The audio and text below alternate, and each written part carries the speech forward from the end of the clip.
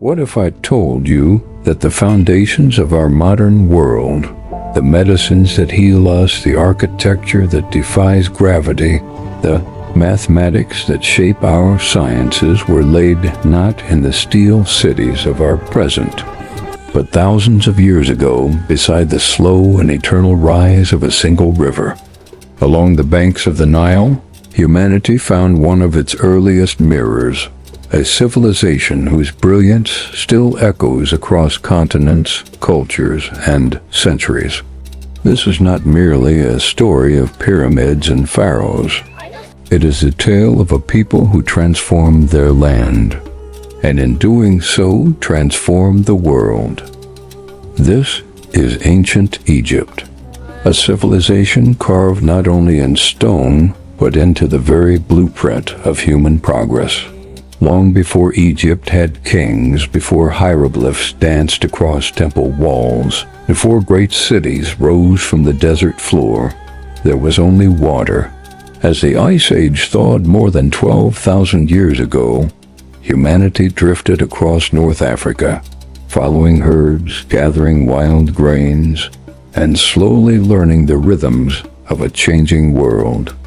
The Sahara, today a vast ocean of sand, was once green, alive with lakes, savannas, and rain.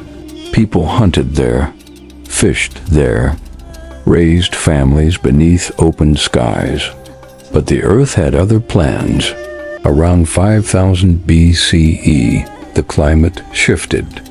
Rains weakened, lakes retreated, the Sahara dried into dust.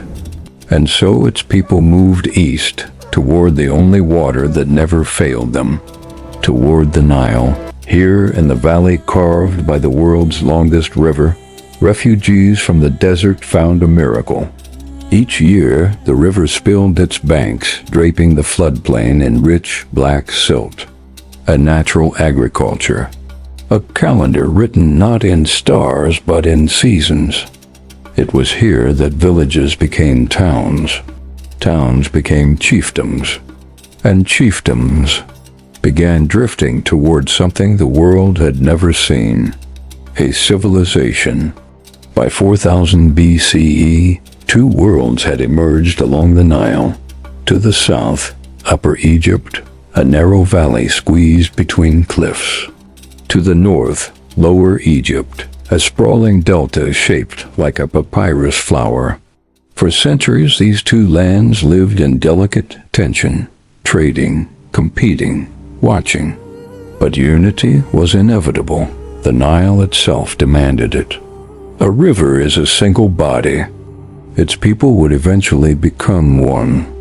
Around 3100 BCE, a leader rose from the south. His name was Narmer, remembered by the Greeks as Menes, the man who wore both the white crown and the red, the man who united the two lands beneath a single banner, founding what scholars call Dynasty Zero, the dawn of pharaonic Egypt. With unification came writing, the first fully developed hieroglyphic texts. Came administration, the earliest bureaucratic records. Came cities, Memphis rising at the crossroads of the two kingdoms. Egypt had entered history, and the world would never be the same. As centuries passed, ambition grew. The rulers of the early dynasties sought immortality not through legend, but through engineering. The first attempt was modest, mud brick mastabas, low rectangular tombs. But one man, Imhotep, sage, architect, physician, would change everything.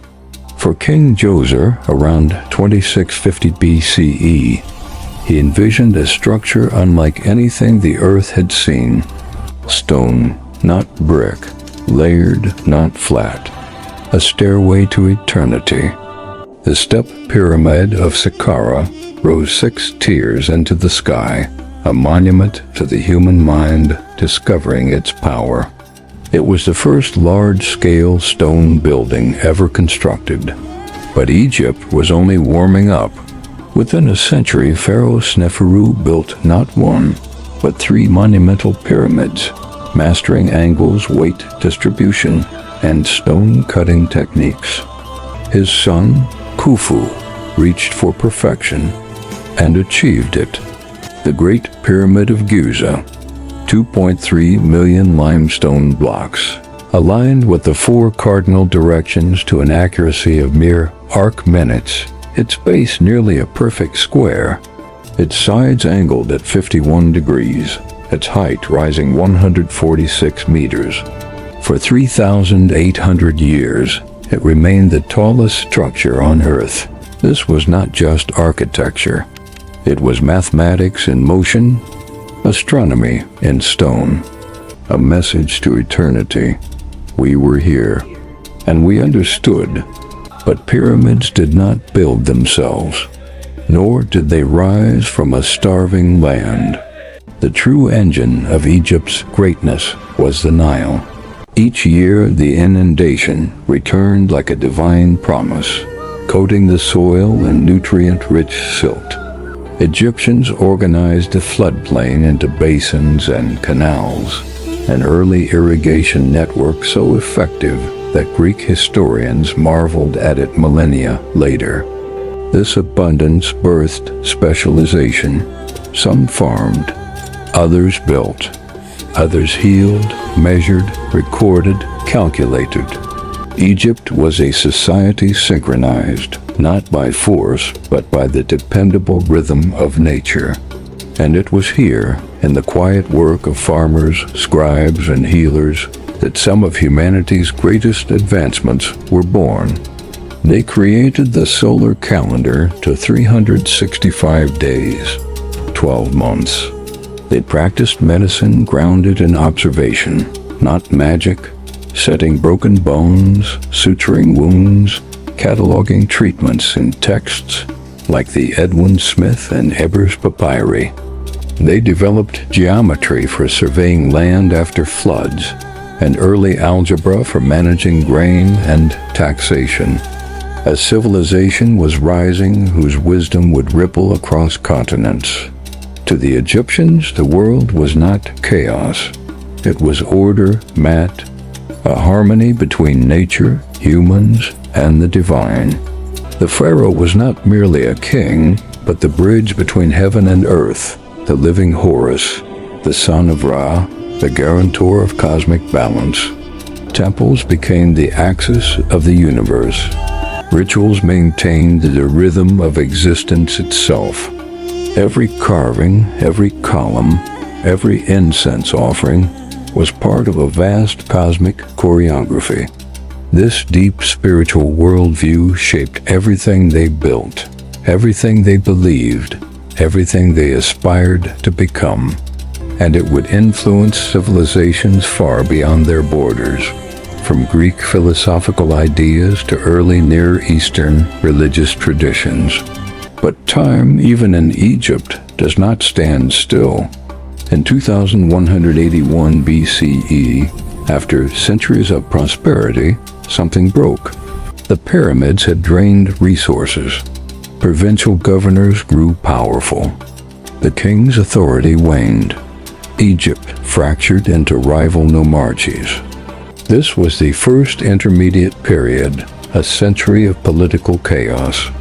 Yet even chaos can provoke creativity. Local rulers patronized artists, built temples, and encouraged regional identity. When unity finally returned under the kings of Thebes, Egypt entered a renaissance. The Middle Kingdom, c. 2055 to 1650 BCE, became a golden age of literature, engineering, and social reform. Canals expanded. Military outposts appeared in Nubia. Trade stretched into the Levant and Punt. Egypt had rediscovered its greatness. But fate had other plans. Across the Sinai, migrants and warriors from Western Asia, known as the Hyksos, entered the Delta. Over time, they seized power.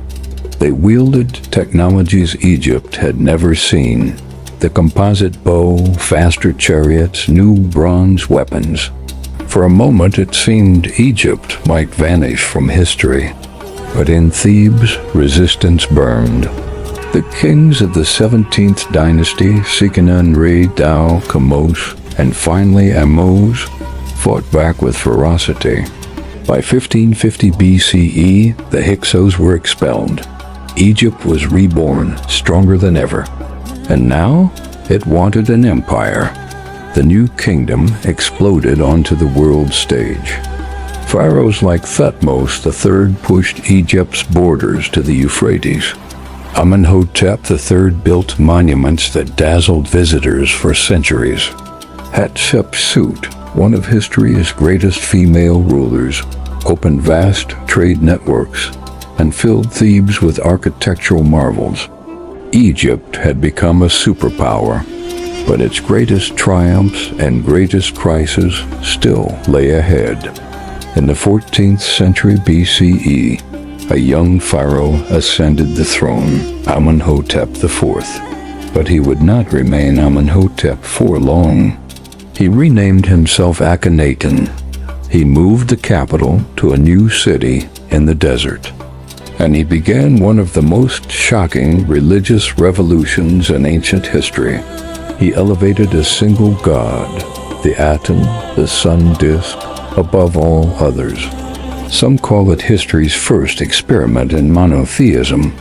For a brief moment, Egypt abandoned the old gods. Traditional temples closed. Art transformed, becoming more naturalistic, intimate, human. The royal family was depicted with elongated features, soft forms, radiant halos of sunlight. But revolutions rarely survive their visionaries. After Akhenaten's death, the court restored the old religion. His young son, Tutankhaten, even changed his name to Tutankhamun to reaffirm loyalty to Amun. And in the centuries that followed, Egypt tried to erase Akhenaten from memory. But ideas have a way of enduring. The restoration brought new kings to power, most famously Ramesses II, the great ancestor. Under him, Egypt built cities, temples, and colossal statues. His reign saw the famous Battle of Kadesh against the Hittites, the largest chariot battle ever recorded. Though both sides claimed victory, the war ended in something far more important: the first known peace treaty in human history. Egypt, now stabilized, reached a final peak of power. But across the Mediterranean, storms were brewing. The Bronze Age world was collapsing. Civilizations fell to drought, famine, invasions, and internal revolt. Egypt survived, but weakened. The empire contracted. Foreign powers encroached. The once mighty pharaohs could no longer control their own destiny. And yet, even in decline, Egypt refused to disappear. Its culture endured. Its gods endured. Its language, its art, its science, all endured. What followed would be centuries of transformation, reinvention, conquest, and rediscovery.